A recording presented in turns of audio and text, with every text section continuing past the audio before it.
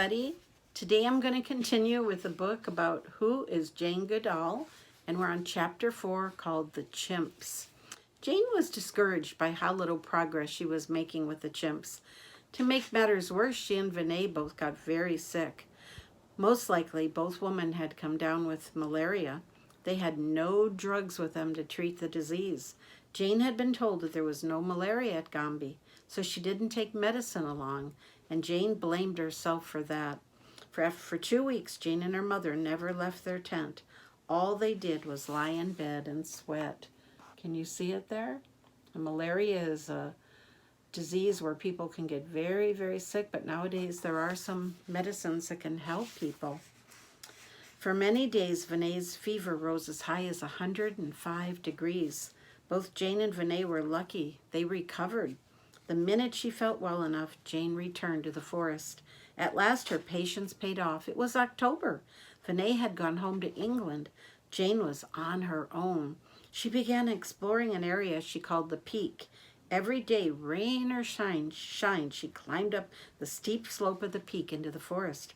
Little by little, the chimps became used to Jane watching them. One day, she saw a female hold out her hand to a male who kissed it. She saw 2 baby chimps play tug of war with a twig. Look at that. So she's getting to observe some new behaviors. Jane could tell many of the chimps apart, and she gave them names. Flo was an old female chimp. Jane liked Flo a lot. She was a very popular chimp, although to Jane at least, Flo was funny looking. She had a big round nose and torn ears. Flo had a baby. Jane called her Fifi, and she called Fifi's older brothers Fabian and Fegan. Flo was a caring mother. She protected Fifi from the rain. She carefully groomed her young. Grooming means cleaning their fur. Flo was a playful mother, but she was firm. She never let her children get out of line. Ollie was Flo's friend. Ollie was also a female. Her face was very long, and her lips jiggled a lot. Another chimp, a male, looked a lot like Ollie. Jane was quite sure he was Ollie's brother. She named him William. And this shows a picture of Flo, Fegan, Fifi, and Fabian. See all of them? And those were names that Jane gave them as she observed them. In animal studies, animals are usually given numbers, not names. In fact, many scientists think it's a bad idea to name animals that are being studied. They worry that it will make the animals seem too human. Jane definitely did not think of the chimps as humans, but she did see the chimps as individuals. They had different personalities. William was timid and fearful. Gilka was a show-off, always looking for attention. And Frodo was a bully, a dangerous bully. One time Jane had been watching Frodo and suddenly he charged. He beat and kicked her. Frodo started to leave and then came back and beat Jane more and dragged her to the edge of a cliff. What did Frodo do next? He threw Jane over the side. It was a steep drop, but luckily there were bushes that stopped Jane's fall. Even so, she was banged up pretty bad. There's a picture, and see Jane, she had fallen off the cliff down into those bushes below. It could have been a lot more serious. Poor Jane. In many ways, the chimps behaved like humans. Though unable to speak, they had their own way of communicating. Jane learned to tell what their different grunts, pants, and screams meant. For example, chimps greeted one another with soft, panting grunts. A certain loud scream was a cry for help. Chimps, like humans, expressed feelings through gestures. They hugged and kissed one another. They bowed to show respect. They patted friends on the back for comfort. They also shook their fist or threw rocks to show anger. To Jane, naming the chimps just felt right. Did Jane have a favorite chimp? Yes. Jane called him David Greybeard because of the silvery hair around his chin. In one of her books, she wrote, David Greybeard had the most beautiful eyes of them all, large and lustrous, set wide apart. They somehow expressed his whole personality. David Greybeard had a calm nature and was not afraid of Jane. He was the first chimp who seemed to accept her. One day, Jane held out a piece of fruit to David Greybeard. He came up to her took the fruit, and then held her hand in his. Here's a picture of some of the chimps, and over here is David Graybeard.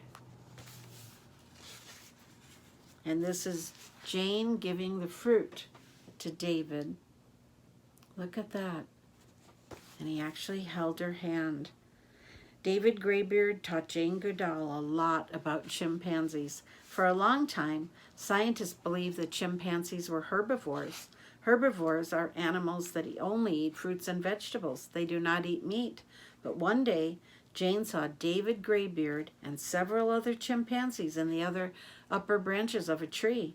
They were grouped around something. The something turned out to be a dead piglet. Can you see them up in the tree there? And there was a dead piglet. David Graybeard held out pieces of meat to the others. He also let them bite off meat themselves. For 3 hours, the chimps fed on the piglet. What Jane watched proved that chimps are omnivores. They eat meat as well as lots of food from plants. This was interesting news. But a couple of weeks later, Jane came upon David Graybeard doing something even more amazing. It was a day of heavy rains. Jane was tired and dripping wet. Through her binoculars, she spotted David Graybeard. He was squatting down by a nest of termites. Termites are insects that chimps like to eat. Termite nests are like big mounds with a hole at the top, and David Graybeard was poking a long blade of grass into the hole of the nest to fish out termites. David was using the blade of the grass as a tool. It did a great job of supplying David Graybeard with tasty termites. Why was this so amazing? Because up until 1960, scientists believed that humans were the only animals able to make tools. Making tools may not sound like such a big deal, but think about it.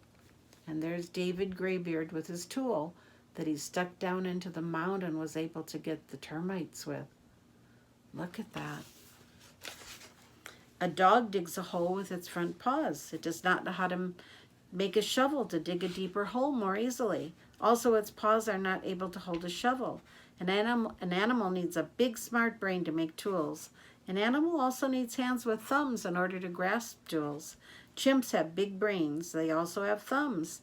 Scientists did not think that chimps knew how to make tools, but Jane watched David Graybeard do exactly that. Once David Graybeard was gone, Jane went over to get a closer look at the grass tools. Jane tried pushing one into the nest herself. Sure enough, when she pushed it down, she could feel the termites grab hold of the grass. When she took out the blade of grass, the termites were there, kicking their legs about. In her book, Reason for Hope, Jane wrote that it was hard for me to believe what I had seen. It had been long thought that we were the only creatures on earth that used and made tools, but what she saw proved that was not so. Another time Jane came upon David Graybeard and a big, strong chimp named Goliath. They were fishing for termites together. They kept a supply of extra grass tools in case any broke. Sometimes they picked up twigs and stripped off leaves before using them. Now this may not sound astounding at first, but the chimps were making changes to the twigs, so each time they worked better. Chimps also used chewed clumps of leaves as sponges to soak up drinking water, and whole leaves made good washcloths for cleaning themselves. Louis Leakey was thrilled when Jane sent news of David Graybeard's fishing trips. Leakey knew he'd been right about sending Jane to Gombe. He spread the word of what she was learning.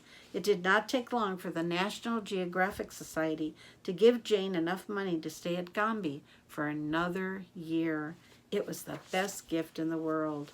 And here's Jane trying out the tool to get some termites to grab onto it to see how the chimpanzees were doing it. And here's another picture of the chimpanzees together. So next time our chapter will be called Hugo Arrives. And I'm going to read one more book about a teacher. This is the teacher. Just look at this teacher. All ready for the first day of school. I remember how excited I used to be when it was the first day of school. A, B, C, D. This is the teacher. All ready for school.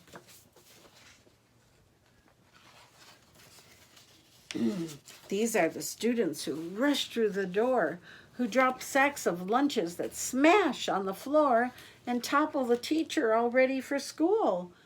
This is the ant farm that spilled, oh my, on top of the desk with the tissue supply by the students who rushed and toppled the teacher all ready for school. That's not a very good start. This is the snake brought for show and tell time that snuck from its shoebox and slithered and climbed toward the ants that were spilled by the students who rushed and toppled the teacher all ready for school. This is the girl with the red runny nose who shrieked at the ants crawling inside her clothes and the long snake that climbed toward the ants that were spilled by the students who rushed and toppled the teacher all ready for school. Oh dear, what a start. These are the cupcakes that flew through the air when the birthday boy slipped and tripped over the chair of the scared girl who shrieked at the long snake that climbed toward the ants that were spilled by the students who rushed and toppled the teacher all ready for school. Oh dear, they kind of have a disaster in their class. This is the loose tooth that fell down the drain and got stuck. Ker-plink! So the janitor came and slid on some cake by the scared girl who shrieked at the long snake that climbed toward the ants that were spilled by the students who rushed and toppled the teacher all ready for school. Oh dear, look at that janitor. Woo! Well, these are the books that went tumbling, oops, when passed out in stacks for round reading groups, near the tooth that was found and the cupcakes that flew, by the scared girl who shrieked, ah, at the long snake that climbed toward the ants that were spilled, by the students who rushed and toppled the teacher all ready for school. Oh my goodness, what else could happen? This is the hamster that spins in a wheel, then somehow escapes making everyone squeal, and hides by the books near the tooth that was found and the cupcakes that flew, by the scared girl who shrieked at the long snake that climbed toward the ants that were spilled, by the students who rushed and toppled the teacher all ready for school. Oh, I can't imagine anything else is going to happen. This is the room where they gather for lunch, where their food spills and splats as they slurp and they munch. Eek! There's the hamster that spins in a wheel. This is the ball that was hit with a whack and soared through the pane with a smashity smash near the room where they munched, and eek! There's the hamster that spins in a wheel. Oh my! These are the raindrops that plop drizzle down, soaking their heads and making them frown. After whack, the ball soared near the room where they munched, and eek! There's the hamster that spins in a wheel. This is the bad bee that buzzed through the crack, then zoomed around the room in a stinging attack as the raindrops fell. Plop! After whack, the ball soared near the room where they munched, and eek! There's that hamster again that spins in a wheel.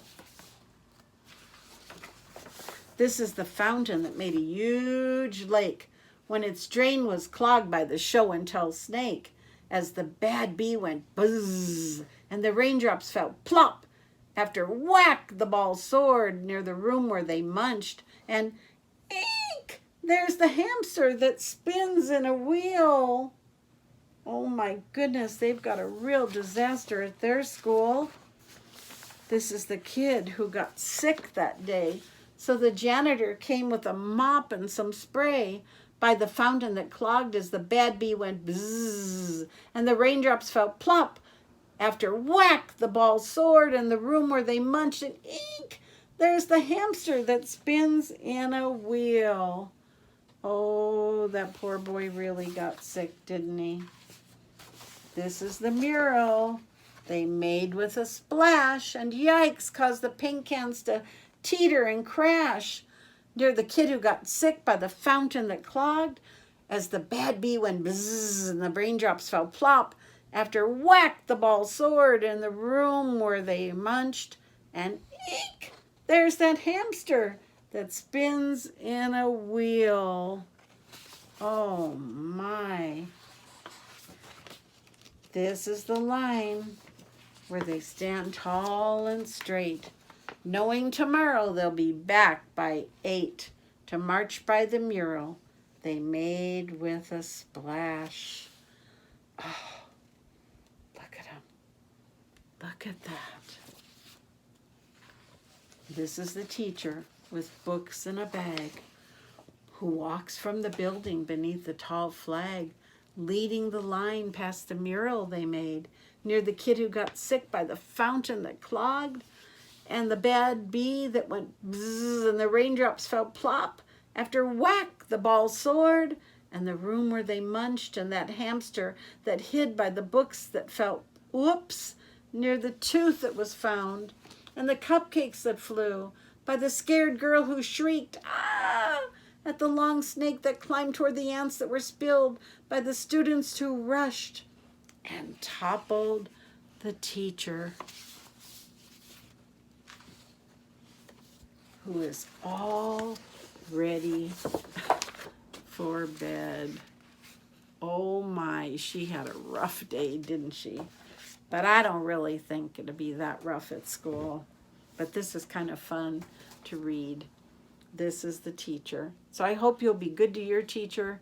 If you're online, just be the best you can be and learn all you can learn this year. And just, you're going to have a great year ahead of you. I love you. Good night. Amen.